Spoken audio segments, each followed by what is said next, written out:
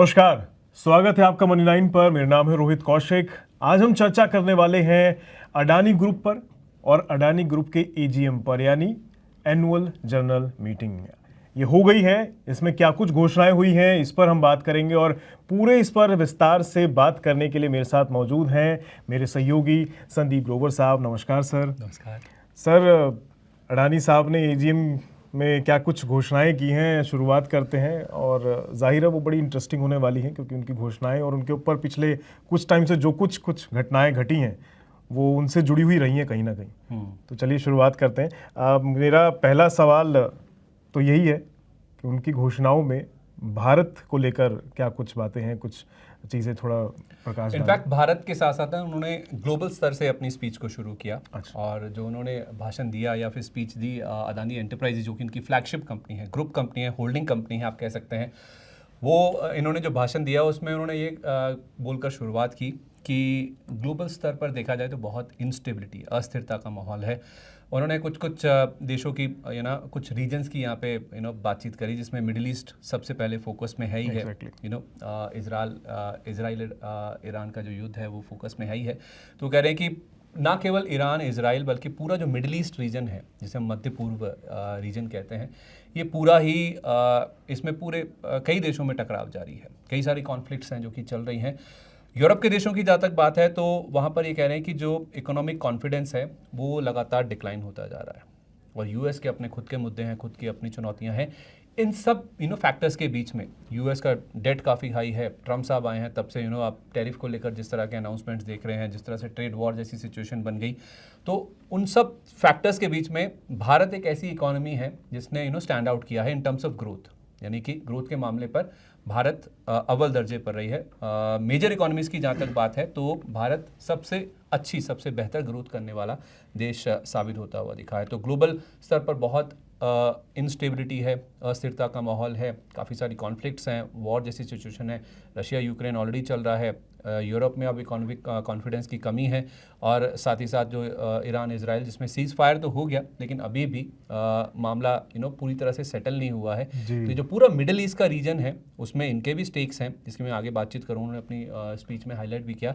इन सब के बीच में भारत ने स्टैंड आउट किया है, यहाँ से उन्हें अपनी स्पीच की शुरुआत की। जी, अब वैसे सर सीज फायर का भी कुछ वो डामाडोल सी स्थिति है, कहना थोड़ा मुश्किल है, पर हाँ आया तो है। ट्रम्प साहब ने ऐसा कुछ लिखा तो है ट्विटर के ऊपर। खैर सर, अभी आप तो इजराइल ईरान की बात कर रहे हैं, मैं भी उसी की चर्चा कर रहा हूँ। मुद्दा अब यहाँ आ जाता है क्योंकि ना अडानी साहब का ना डायरेक्ट कनेक्शन है इस वॉर से। वो ये कि हाइफा वाला कनेक्शन आप जनता भी जानती होगी कि वहाँ पे इनका पोर्ट है, वहाँ कुछ सिचुएशन खराब हुई है। इनका क्या बिल्कुल, ईरान इजराइल जहाँ पे इनका पोर्ट आप कह रहे हैं हाइफा पोर्ट है, तो पूरा जो मिडिल ईस्ट में तनाव है ये इनके लिए चिंता का विषय उन्होंने अपनी स्पीच में हाईलाइट किया। ऑब्वियसली होना भी चाहिए। जैसे आप कह रहे हैं कि हाइफा पोर्ट जो कि इन्होंने 2023 में एक्वायर किया था, एक इजराइल की कंपनी है उसके साथ मिलकर इन्होंने एक्वायर किया था $1.2 बिलियन का, उस समय जब इन्होंने 70% स्टेक उसमें खरीदा था। बड़ा एसेट है इनका। जाहिर सी बात है, जिस तरह से हमले हो रहे हैं, ऐसे जो एसेट्स होते हैं बड़े इकोनॉमिक इंटरेस्ट वाले, यहाँ पे फोकस काफ़ी ज़्यादा होता है। इनफैक्ट अब तो वॉर्स ऐसी होने लगी है कि सिविलियंस को इनफैक्ट हॉस्पिटल्स तक को नहीं छोड़ा जाता, वहाँ तक पे अटैक कर दिया जाता है। तो फिर ये जो रीजन्स होते हैं, पावर प्लांट्स हुए, एयरपोर्ट्स हुए या फिर आपके पोर्ट्स हुए, यहाँ पर काफ़ी ज़्यादा फोकस रहता है। लेकिन लकीली आप कह लीजिए इनके लिए फेवरेबल कह लीजिए कि जो कुछ भी हुआ है, इनके ऑपरेशंस को पोर्ट के ऑपरेशंस को इनफैक्ट कुछ भी नुकसान नहीं हुआ। एक केमिकल टर्मिनल था, वहाँ पे ज़रूर कुछ इम्पैक्ट आया, और इसके साथ में एक रिफाइनरी भी है इस पोर्ट के साथ में, वहाँ पे कुछ मिसाइल्स का कुछ अटैक्स यहाँ पे हुए हैं, लेकिन इनके पोर्ट के ऑपरेशंस पे किसी भी तरह का कोई इम्पैक्ट नहीं आया। अब ये पोर्ट, मैंने आपको ये तो बता दिया कितना बड़ा है इनके लिए। साइज़ वाइज देखें आप तो अदानी पोर्ट्स का जो सालाना कार्गो वॉल्यूम होता है उसमें हाइफा का अगर आप कॉन्ट्रीब्यूशन देखें, योगदान देखें, तो वो 3% का है। वैसे ईरान इजराइल के लिए आप देखेंगे तो चाहे इंपोर्ट्स की बात करें, एक्सपोर्ट्स की बात करें, तो उनके लिए तो बहुत मायने रखता है ये। अदानी पोर्ट्स जिस स्केल पे काम करता है, भारत का सबसे बड़ा पोर्ट ये ऑपरेट करते हैं मुंद्रा में, तो उस लिहाज से देखा जाए तो इनका जो कार्गो वॉल्यूम्स का 3% कॉन्ट्रीब्यूशन या योगदान है वो हाइफा से ही आता है। तो बड़ा इन्वेस्टमेंट वहाँ पे है, और जिस तरह से सिचुएशन ग्रिम है वहाँ पे, अभी भी सीज फायर हो गया नहीं हो गया, युद्ध खत्म हो गया नहीं हो गया, उसको लेकर असमंजस है। ये इनके लिए ज़रूर चिंता का विषय है। लकीली कुछ हुआ नहीं है, कुछ ऐसा मतलब दुर्भाग्यपूर्ण या फिर कुछ डैमेजेस नहीं हुए इनके पोर्ट पे। तो ये एक अच्छी बात है इनके लिए, क्योंकि अडानी साहब के लिए पिछले कुछ समय से परेशानियों वाली बातें ज़्यादा आती हैं, लेकिन इस जंग वाले माहौल में हाँ, भी परेशानियों में तो ये control ग्रुप है। रहता है। कोई ना कोई चीज़ आती रहती है, कोई ना कोई नया मसला, कोई नई जांच, कोई नया अटैक, वो चलता ऑलमोस्ट रहता है। और दो तीन साल हमारे से साथ ऊपर हो कुछ गया। एनालिस्ट जुड़ते हैं, जी। वो इसी चीज़ को हाईलाइट करते हैं कि कुछ ना कुछ चलता ही रहता है, बट जब भी कुछ हुआ, जो भी हुआ, उससे ये बहुत स्ट्रांगली उभर के सामने आता है उभर के आ गया। और उसी चीज़ को ये पसंद भी करते हैं। अब पर्सनली मैं कभी पहले भी मैंने हाईलाइट किया, शायद हमने ही बातचीत करी, the kind of pressure Gautam Adani साहब जो हैंडल करते हैं, 10 लिस्टेड कंपनियां हैं, इतना बड़ा ग्रुप चलाना, दुनिया भर में आपका माल जा रहा है, बिजनेस हो रहा है, आदान प्रदान हो रहा है चीज़ों का, सबके बीच में ग्रुप को चलाना, हैट्स ऑफ यार। मतलब कुछ लोग होते हैं, मतलब ब्लेस्ड कह सकते हैं आप, या फिर गॉड गिफ्ट होता है, या फिर एक अलग पावर ताकत लेकर आते हैं दुनिया में। बिल्कुल बिल्कुल, ये बात इतना तो बड़ा आपने सही एम्पायर कही। चलाना, इतना बड़ा एम्पायर संभालना अपने आप में एक बड़ी बात है वो। और अडानी साहब के साथ तो sir in fact most of the peoples जो है वो अपने पीछे से कैरी फॉरवर्ड चीज़ों को आगे बढ़ाते हैं, इन्होंने तो खुद से चीज़ों को खड़ा किया और इतना बड़ा कर दिया, ये अपने आप में बड़ी बात है। अच्छा सर, जंग की हम चर्चा कर रहे हैं, एक जंग अपने आप ही हुई थी, चली छोटी थी पर जिक्र दुनिया में बड़ा हुआ था। ऑपरेशन सिंदूर हमारे यहाँ से जब चलाया गया, उसकी बहुत चर्चाएं हुई। इसमें भी इन्होंने कुछ अपनी घोषणाओं में जिक्र किया है इसका? बिल्कुल किया है, क्योंकि वो ऑपरेशन सिंदूर अभी भी जारी है। हाँ, बंद नहीं, लगातार चल रहा है। मतलब we are in a state of war. Exactly. मतलब कभी भी पहले क्या होता था कि अगर कोई हमला होता था तो उसे स्टेट ऑफ वॉर नहीं माना जाता था, या फिर ऐसा नहीं है कि हम युद्ध की स्थिति में हैं। अब तो अगर कोई आपके ऊपर टेररिस्ट अटैक होता है तो आप युद्ध की स्थिति में हैं, और ऑपरेशन सिंदूर अभी भी जारी है। और उस ऑपरेशन सिंदूर में जो भी हुआ, पहलगाम का अटैक हुआ, उसके बाद जो ड्रोन्स का इस्तेमाल हुआ, एंटी ड्रोन सिस्टम्स का इस्तेमाल हुआ, बहुत प्राउडली इन्होंने अपनी स्पीच में ये बात हाईलाइट करी कि इन दोनों का ही जो इस्तेमाल हुआ है वो अदानी डिफेंस की ओर से बनाई गई है। अदानी डिफेंस एंड एरोस्पेस, जो कि अदानी एंटरप्राइजेस का ही पार्ट है। तो ये ड्रोन्स भी और एंटी ड्रोन सिस्टम्स भी, ये आप कह सकते हैं कि आसमान में आँख, यानी कि आपका सर्विलेंस, और हमले की तलवार, यानी कि घातक ये साबित हुए हैं। तो हमला जो हुआ और जो निगरानी रखी गई, दोनों चीज़ों में इनके ड्रोन्स, एंटी ड्रोन सिस्टम्स का ही इस्तेमाल हुआ, वो अदानी डिफेंस एंड एरोस्पेस की ओर से ही इस्तेमाल किए गए हैं। तो प्राउडली, और इन्होंने अपना वो बताया भी कि किस तरह से अदानी डिफेंस भी पीछे नहीं है। अब लिस्टेड में ऐसा सामने नहीं दिखता है कि अदानी डिफेंस के नाम से, लेकिन वर्चस्व कितना है वो आपने समझ लिया होगा। वो आपको ऐसे ऑपरेशंस में पता चलता है जब भारत को कहीं किसी के आगे लोहा मनवाना हो, तब पता चलता है। सर चलिए, जंग की बात तो बहुत हुई, चाहे वो बाहर वालों की हो चाहे अपनी हो।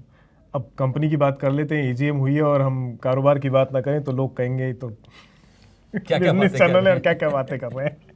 तो सर, इतना बड़ा ग्रुप संभाल रहे हैं, कुछ उपलब्धियां भी गिनवाई होगी? बिल्कुल। FY25 जिस साल की ये बात कर रहे थे, वित्त वर्ष की बात कर रहे थे, पूरे ग्रुप की जहाँ तक बात है, ओवरऑल कंसोलिडेटेड बेसिस पर ये बात कर रहे थे, 7% इनका रेवेन्यू ग्रो किया, 2,71,664 करोड़ की इनकी रेवेन्यू, या फिर आप आय कह सकते हैं।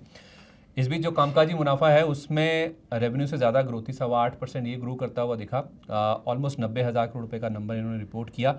अब इस ग्रुप को लेकर ना कंसर्न एक आता है कि डेट बहुत है।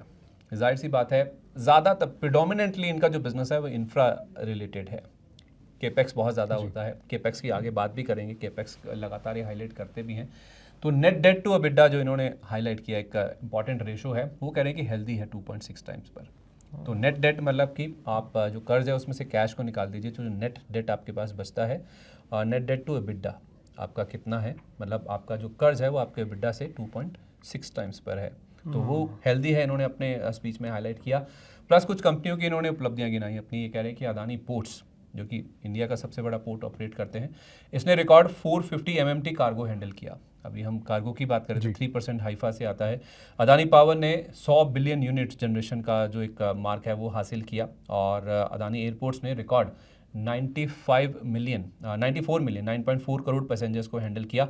और अदानी टोटल गैस, इसने भी 10 लाख PNG ग्राहक जोड़ लिए हैं, और 22 राज्यों में इनके पास 3,400 EV स्टेशंस भी हैं, EV चार्जिंग स्टेशंस ये रन करते हैं। तो लगातार ग्रुप एक्सपैंड कर रहा है, बड़ी बड़ी उपलब्धियां यहाँ हासिल कर रहे हैं। कुछ बड़ी हाइलाइट्स जो कि उनकी स्पीच में थी वो आपके सामने मैंने रख दी है।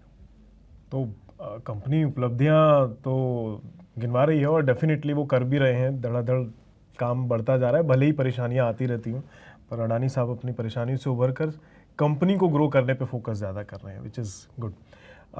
सर, ग्रो कर रहे हैं, ठीक है, अच्छी बात है, लेकिन बीते टाइम में जैसा कि अभी हम बात कर रहे थे, परेशानियों में घिरे रहते हैं। एक परेशानी भी पीछे दोबारा आई थी, हिंडनबर्ग वाला मामला तो एक अलग था ही था, फिर एक और आई, इनके ग्रुप पे और इन पे कह सकते हैं वो रिश्वतखोरी और एक कुछ मामला सामने आया था। वो क्या था और क्या इन्होंने क्या बताया उस पर? रिश्वतखोरी में तो ये था कि इन्होंने सरकारी जो अधिकारी हैं प्रोजेक्ट्स हासिल करने के लिए रिन्यूएबल एनर्जी या ग्रीन एनर्जी से जुड़े हुए रिश्वतखोरी की है। कुछ $2.6 बिलियन का ये मामला था।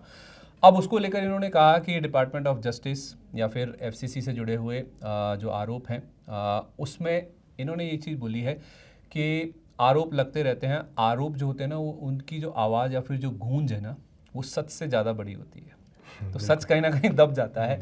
आरोप जो होते हैं या फिर जो आलोचनाएं होती हैं, उनकी आवाज़ बहुत ज़्यादा तेज़ होती है। लेकिन इन सब के बीच में जो उन्होंने बात बोली बहुत ठोस तरीके से कि समूह के किसी भी व्यक्ति पर FCPA जो फॉरेन करप्ट प्रैक्टिसेस एक्ट है यूएस का, उसका कोई उल्लंघन को लेकर आरोप नहीं लगा है।